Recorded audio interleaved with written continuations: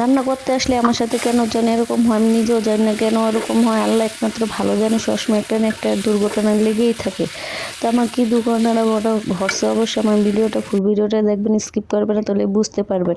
Hello everyone, কি অবস্থা? আশা করি সবাই ভালো আছেন। আজকে আমি ডিম দিয়ে আলু দিয়ে বেসালার রান্না করবো, যেহেতু আমি একটা বেসালার মানুষ, সেজন্য আজকে আমি বেসালার রান্না করে ডিম আলু বেসালার একটা প্রিয় খাবার, শর্টকাটের রান্না।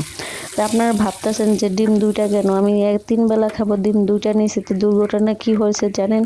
ভাবছে যে আজকে 3টা ডিম দিয়ে 3 বেলা চালিয়ে দিব।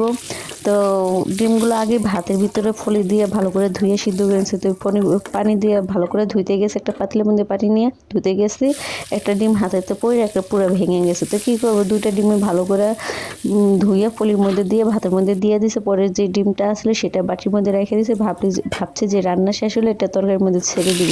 তো যে বলা সেই কাজ তাই করে ফেলাম। তো ডিমগুলো ভালো করে ব্রাউন কালার করে ভেজে নিয়েছি, নিয়ে এখন পেঁয়াজ মরিচ ভাজা নিয়ে এখন আলুগুলো দিয়েছি। আলু আজকে আমি সিদ্ধ করে নিই, এভাবে নতুন আলু কাঁচা ভালো করে কষাইয়া এভাবেই রান্না করবো। সিদ্ধ ছাড়া আলু রান্না করে এক মজা, আর সিদ্ধ করে রান্না করে আরেক মজা। তো আমি ভাবলাম যে আজকে সিদ্ধ ছাড়াই রান্না করে দেখি কীরকম লাগে। বিশ্বাস করেন আমার রান্নাটা এত মজা হয়েছে, নিজের রান্না বলে প্রশংসা করতেছি না। যদি খেতেন অবশ্যই বুঝতে পারতেন। যদি আর আমার হাতে রান্না খেতে হলে অবশ্যই আমার কাছে চলে আসবেন বা আপনারা বলবেন, তাহলে আমার বাসা আপনাদেরকে দাওয়াত দেবে। আর আমার ভিডিওতে কেউ দেখেই না কেন আমি জানি না, সব আমার ভিডিও দেখে না, যেহেতু কোয়ালিটি ভালো হয় না, আমি ভয়েস ভালো করে দিতে পারি না সেজন্য। তো চেষ্টা করলে একদিন না একদিন সফল হবে, বা আপনাদের সাপোর্ট থাকা লাগবে। প্লিজ আমার ভিডিওগুলো একটু ভালো করে দেখবেন, একটু শেয়ার করে দিবেন। আপনাদের দেখাতে আমার একটু উৎসাহ জাগবে। আপনারা যদি দেখেন আমার ইয়াতে এখন ভিউজ অনেক কমে গেছে, ফেসবুকে ভিউজ যেগুলো আসলে আস্তে আস্তে আস্তে আস্তে আরও কমে যাইতেছে, যেহেতু আমার মনে হয় কোয়ালিটি ভালো হইতেছে না, বা আমি ভয়েস ভালো করে দিতেছি না, আর আমি কন্টিনিউ যেহেতু ভিডিও দিতে পারতেছি না, সেজন্য এখন দেওয়ার চেষ্টা করতেছি। তোমার যেহেতু মানুষের সময় একরকম থাকে না, তাই না?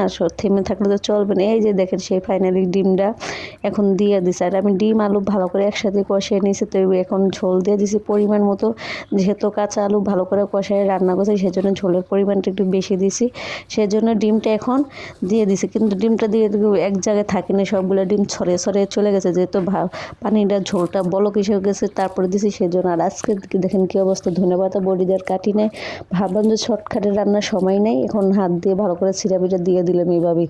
তাই মাঝে মাঝে এরকম করে যখন রান্না শর্টকাট হয়ে যায় তখন এরকম করি। আমার ডিমের রান্নাটা আজকে অনেক মজা হয়েছে, সেই মজা হয়েছে। ব্যাচেলার মানুষ ভাই কী করবো, যা সামনে পাই তাই খাওয়ার চেষ্টা করি। ভালো মন্দ রান্না করবো কার জন্য বলেন? যে মানুষটা খেত সেই মানুষটার এখন এই যে দেখেন আমার তরকারিটা ফাইনাল লুক, অনেক মজা হয়েছে দেখতে, যেমন লোভনীয় খেতে অনেক মজা। আজকে ভিডিওটা এই পর্যন্ত। আল্লাহ হাফেজ। নতুন আরেকটা ভিডিও নিয়ে